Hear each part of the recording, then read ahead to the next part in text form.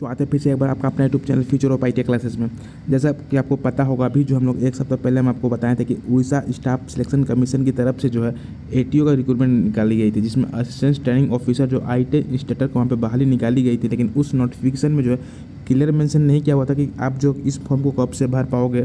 उसके बाद जो आउट ऑफ स्टेट वाले जो बच्चे हैं, उड़ीसा से अदर स्टेट वाले जैसे बिहार, झारखंड, यूपी वाले बच्चे जो हैं, क्या इस फॉर्म को भर पाएंगे कि नहीं भर पाएंगे।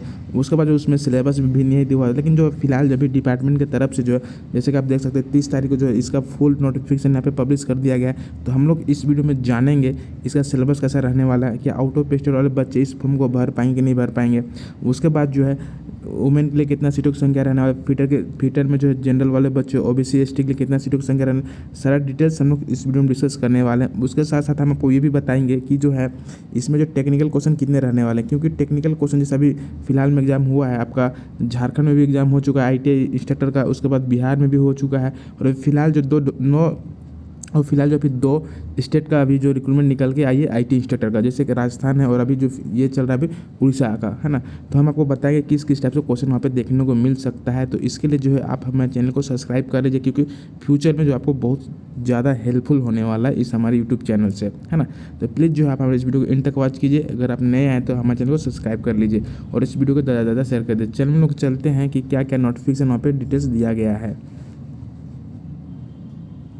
तो जैसा कि आप स्क्रीन में देख पा रहे होंगे, अभी जो हम लोग पीडीएफ डाउनलोड करके यहाँ पे देख सकते हैं स्क्रीन में, क्या उड़ीसा स्टाफ सिलेक्शन कमीशन की तरफ से एक नोटिफिकेशन निकाला गया। एडवर्टाइजमेंट नंबर यहाँ पे दिया हुआ है 23/2024 करके देख सकते हैं। उसका जो ये डेट जो पब्लिश डेट हुआ है आपका कल ही जो इस नोटिफिकेशन को पब्लिश किया गया, यहाँ पे क्लियर मेंशन किया हुआ है। उसके साथ साथ यहाँ पे देख सकते हैं जो ये फॉर्म को जो है कब से फिलअप किया जा सकता है। जैसे एप्लीकेशन इन्वाइट है ना, ये जो इनके ऑफिशियल वेबसाइट है, इसमें जाके जो आप इस फॉर्म को अप्लाई कर सकते हैं। उसके बाद इसका ऑनलाइन रजिस्ट्रेशन कब से होने वाला है आपका 16 अप्रैल से इस फॉर्म को अप्लाई कर सकते हैं। इसका जो लास्ट डेट कब तक होने वाला 15 मई को जो है इसका लास्ट डेट हो जाएगा, है ना। इसका जो देख सकते submission of online application form है 16 से 18। उसके बाद जो end of application form editing, अगर आपको कुछ बाय मिस्टेक आप फॉर्म को अप्लाई करते समय कुछ अगर मिस्टेक हो जाता है तो आपके लिए एडिटिंग का भी ऑप्शन दिया गया है। लेकिन जो अगर आप फॉर्म को फिलअप करें तो ऐसा गलती आप ना करें कुछ जो कि फ्यूचर में आपको पछताना पड़े, क्योंकि बहुत से लड़के कमेंट आता है कि सर हमारा मार्क्स जो है गलती भरा गया, 10th का भरना था हम लोग 12th का भर दिए, आईटी का भरना था हम लोग 10th का भर दिए, नेम मिस्टेक करते हैं, डेट ऑफ बर्थ मिस्टेक करते हैं। तो ऐसा मिस्टेक आप गलती करने से बचे। बट अगर ऐसा मिस्टेक हो जाता है तो यहाँ पर डेट भी दिया गया है कि आप 16 अप्रैल से जो लास्ट 21 तक जो है आप इसको इम्प्रूवमेंट एडिटिंग कर सकते हैं, है ना। इसका जो एग्ज़ाम होगा मोड ऑफ एप्लीकेशन आप देख सकते हैं, इनके ऑफिशियल वेबसाइट में जाके चेक कर सकते हैं। उसके बाद इसका जो एग्ज़ाम होने वाला है सीबीटी मोड में एग्ज़ाम होने वाला है ना, वो हम आपको आगे डिस्कस करने वाले हैं। जैसे यहाँ पे देख सकते हैं this recruitment appointment and condition of service shall be guided by Orissa government IT training, है ना। उनके अकॉर्डिंग ये आपको यहाँ पे अपॉइंटमेंट किया जाएगा। Method of recruitment and condition रो सर्विस ये यहाँ पे दिया गया है, इसको आप पढ़ना। जो इम्पोर्टेंट वो हम आपको बात आपके साथ शेयर करने वाले। जैसा कि आपको पता होगा, जैसे हम आपको पहले भी डिस्कस किए हुए थे कि यहाँ पे जो है आईटीआई वाले बच्चे एंड डिप्लोमा और बीटेक वाले बच्चों के लिए सेपरेट यहाँ पे रिक्रूटमेंट निकाली गई है। जो भी बच्चे जो एनटीसी नेशनल ट्रेड सर्टिफिकेट या फिर नेशनल अप्रेंटिसशिप सर्टिफिकेट है वे जो है इस फॉर्म को भर पाएंगे, उनके लिए 125 सीट है। वहीं अगर डिप्लोमा डिग्री धारकों के लिए जो है आपका 125 यहाँ पे टोटल जो 250 सीट है, उसमें 50% आईटीआई वाले बच्चों के लिए और 50% डिप्लोमा वाले बच्चों के लिए। इसमें जो आप जैसे कि आप यहाँ पे एक्सपीरियंस जैसे काउंट होगा, तो जो बच्चे अगर अप्रेंटिसशिप किए हैं, है ना, आप आईटीआई किए हैं, सीआईटीएस किए हैं, है ना, कहीं अगर 2 साल अगर आप टीचिंग किए हैं और उसके बाद अगर आप अप्रेंटिस भी किए, तो ये जो अप्रेंटिसशिप जो है आपका 1 साल का जो है एज एक्सपीरियंस तौर पे काम आने वाला है। यदि अगर अभी तक आपने नहीं देखा है कि अप्रेंटिस वाले जो है जो भी कैंडिडेट अगर MS स्किल डेवलपमेंट इंटरप्राइजेज की तरफ से जो एक नोटिस निकाल दिया गया, जो भी बच्चे अगर अप्रेंटिसशिप किए उनका जो अप्रेंटिसशिप का जो ट्रेनिंग है वो एज एक्सपीरियंस के तौर पे काउंट होने वाला था। अभी तक नहीं देखे तो एक बार उस वीडियो को आप जाके चेक कर सकते हैं, और जब इसका जो एक्सपीरियंस का फॉर्म फिलअप करेंगे तो उस टाइम जो उसको भी मेंशन कर सकते हैं। कैसे मेंशन करना है आप कमेंट बॉक्स में कमेंट करके पूछ सकते हैं, वो हमको नेक्स्ट वीडियो में बताने का प्रयास करेंगे। और जो एक्सपीरियंस का जो सर्टिफिकेट है अप्रेंटिसशिप वाला, वो आप कैसे PDF को डाउनलोड करेंगे वो भी आप कमेंट बॉक्स में कमेंट कर सकते हैं। तो ये सारा डिटेल्स दिया हुआ है, ग्रुप B का पोस्ट है ना। चलिए उसके बाद यहाँ पे कल ये तो जेन्युइन जो इन्फॉर्मेशन दिया हुआ था वो सारी इन्फॉर्मेशन दिया गया था, हम आपके आगे से डिस्कस करेंगे। कि कौन कौन बच्चे जो है इस फॉर्म को भर पाएंगे कि नहीं भर पाएंगे।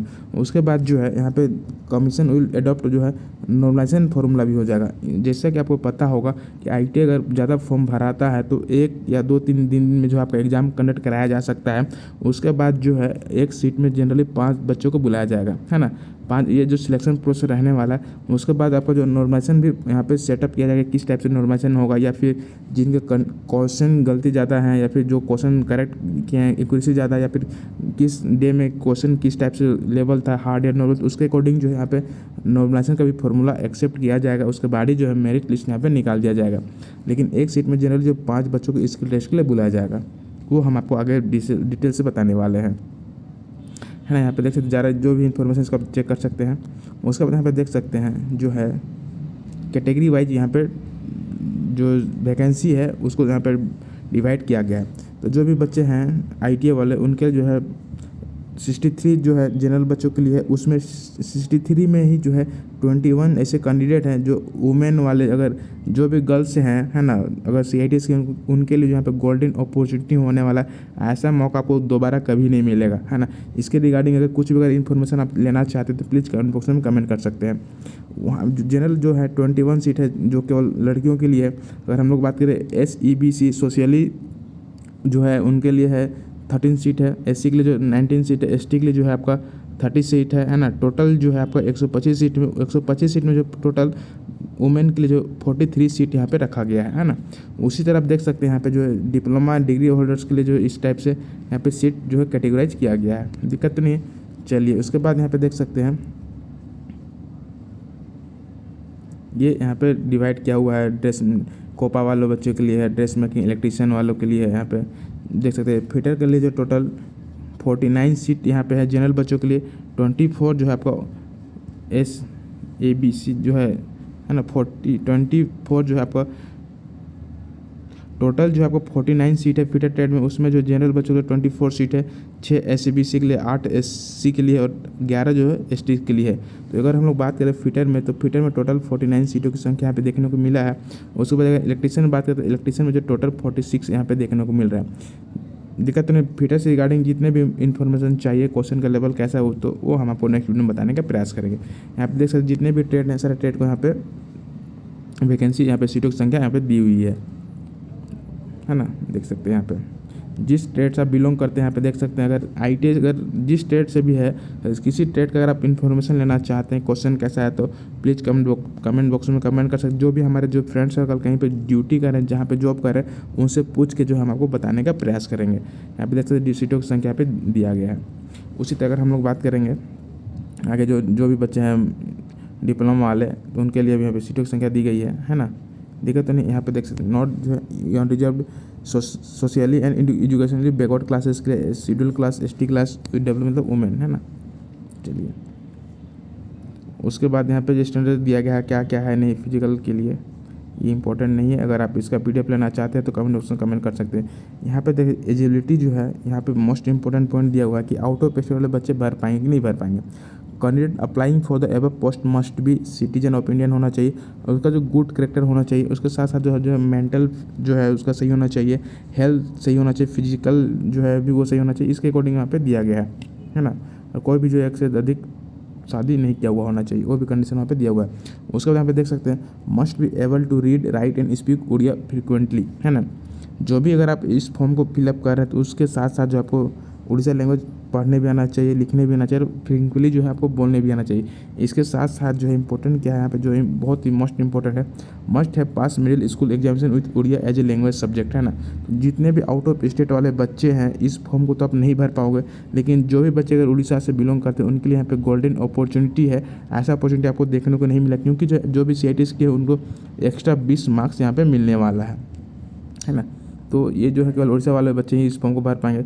उसके बाद हम देख सकते हैं कैट जो है NTC के लिए जो है यहाँ पे जो होना चाहिए, लेकिन डिजायरेबल क्वालिफिकेशन में क्या है, जो बच्चे CIT से है ना, देख सकते past craft instructor training scheme and certified in trainer instructor under the against of NCVT new Delhi, दिक्कत नहीं। उसके बाद यहाँ पे देख सकते हैं जो CIT कैंडिडेट उनके लिए यहाँ पे कंडीशन रखा गया, मिनिमम एज 28 मैक्सिमम 38 है। जो भी एज रिलेक्शन वो आपको मिलने वाला है ना। चलिए हम लोग डिस्कस करते हैं कि आपका सिलेबस कैसा रहने वाला है ना। तो जो है plan and pattern of examination कैसा होने वाला, सिलेबस क्या, जो भी बच्चे देखिए यहाँ पे असिस्टेंट ट्रेनिंग ऑफिसर NTC और NSC होल्डर के लिए फॉर इंजीनियरिंग ट्रेड है ना। तो आप अगर आप ITI किए तो आपको पता होना चाहिए कि जो ITI में जो होता है एक इंजीनियरिंग ट्रेड भी होता है, एक नॉन इंजीनियरिंग ट्रेड भी होता है। इंजीनियरिंग ट्रेड कहने का मतलब जो जो फिटर है, टर्नर, मशीनिस्ट है इत्यादि जो ट्रेड आते हैं वो इंजीनियरिंग ट्रेड के अंतर्गत में आते हैं। और जो नॉन इंजीनियरिंग ट्रेड आते हैं जो जैसे होगा कोपा होगा, टेलरिंग हो गया, जो है कंस्ट्रक्शन वाले काम आते हैं वो जो है आपके नॉन इंजीनियरिंग ट्रेड के अंतर्गत में आते हैं। तो जितने भी इंजीनियरिंग ट्रेड हैं उनके लिए जो है आपका सिलेबस ऐसा रहने वाला है। टोटल जो आपका 120 मार्क्स का रहेगा, लेकिन जो एग्जामिनेशन जो होगा आपका टोटल 100 मार्क्स का रहने वाला है। इसमें जो आपका 60 मार्क्स का ट्रेड थ्योरी से रहेगा, math, workshop, calculation and science 15 marks का रहेगा, इंजीनियरिंग ड्राइंग से 15 मार्क्स का रहेगा और इम्प्लीमेंटेशन स्किल से आपका जो 10 मार्क का रहने वाला है। उसके बाद जो आपका इंग्लिश का भी जो है क्वेश्चन आपका यहाँ पे 10 मार्क्स का रहना है। तो इसको अगर हम कैलकुलेट करते हैं ये जो आपका 100 मार्क्स हो जाता है। लेकिन जो भी बच्चे अगर CITs किए हुए यहाँ पे देख सकते हैं, जिनको भी है ना, जो भी अगर CITs किए जिनके पास CITs का सर्टिफिकेट है तो 20 मार्क्स जो है आपको एक्स्ट्रा वहाँ पे ऐड किए जाएंगे है ना। तो इसी तरह से अगर हम लोग बात करें तो 120 टोटल मार्क्स का रहेगा, दिक्कत नहीं। उसके बाद यहाँ पे देख सकते हैं क्लियर मेंशन किया हुआ है कि उसके बाद जो आपका स्किल प्रैक्टिकल टेस्ट भी होगा। प्रैक्टिकल टेस्ट जैसे कि जो भी आइटम होते हैं उसके अकॉर्डिंग होगा। यहाँ पे आपका जो है यहाँ पे जो आपका स्किल टेस्ट यहाँ पे जो आपको 40 मार्क्स का रहेगा। उसके बाद जो भी बच्चे अगर सिलेक्टेड होते हैं तो एक सीट में जो टोटल 5 बच्चों को बुलाया जाएगा, जैसा कि हम आपको पहले ही डिस्कस कर चुके। लेकिन इसके साथ साथ अगर ज़्यादा फॉर्म आते हैं तो उसके साथ साथ एक एग्जामिनेशन भी कराएगा जो कि आगे लिखा हुआ है। और जो भी नॉन इंजीनियरिंग ट्रेड के आते हैं बच्चे उनके लिए सिलेबस इस टाइप से रहने वाला है, जैसे COPA, dress making, tools, trades है ना। थ्योरी 60 मार्क्स होगा, इम्प्लीमेंटेशन स्किल से 40 मार्क्स होगा, इंग्लिश से आपका 10 मार्क्स का रहने वाला है। सेम वैसे ही होगा, बट ये जो मैथ इसमें नहीं है ना। उसके बाद फिर जो है आपको बुलाया जाएगा उसी टाइप से जैसा पसंद। उसके बाद जो डिप्लोमा डिग्री वालों के लिए जो यहाँ पे देख सकते हैं diploma level first year common syllabus रहेगा, 90 मार्क्स का रहेगा। एंटरप्रेन्योरशिप मैनेजमेंट स्मार्ट टेक्नोलॉजी से 10 मार्क्स का रहेगा। डिप्लोमा लेवल इंजीनियरिंग ड्राइंग से रहेगा 20 मार्क्स, इंजीनियरिंग मैथमेटिक्स से 20, इंग्लिश से 10 मार्क्स रहेंगे। इस टाइप के यहाँ पे क्लियर मेंशन किया हुआ है ना। इसको आप एक बार चेक कर सकते हैं। उसके बाद यहाँ पे मोस्ट इम्पॉर्टेंट पॉइंट जो जानना आपको लिए अति आवश्यक है, यदि जो है डिपार्टमेंट बोल रहा है कि अगर एक सीट में 5 बच्चे से ज़्यादा का फॉर्म गिरते हैं, मतलब मैक्सिमम फॉर्म अगर आते हैं तो उनके लिए जो एक एग्ज़ाम अरेंज किया जाएगा जो होगा आपका प्रीलिमिनरी एग्जामिनेशन है ना। If the number of applicants for any post trade category is more than 5 times the vacancy, तो उसके लिए जो है एग्ज़ाम कंडक्ट कराया जाएगा जो इस टाइप का सिलेबस आपको वहाँ पे देखने को मिलेगा। इसके बाद जो आपको शॉर्टलिस्ट किया जाएगा नेक्स्ट एग्ज़ाम के लिए है ना। तो यहाँ पे दिया हुआ देखा तो नहीं है। चलिए यही जो है इंपॉर्टेंट आपके लिए जानना थी, आवश्यक था। उसके बाद जो इन्फॉर्मेशन है इसको आप देख सकते हैं किस टाइप से मेरिट लिस्ट निकाला जाएगा।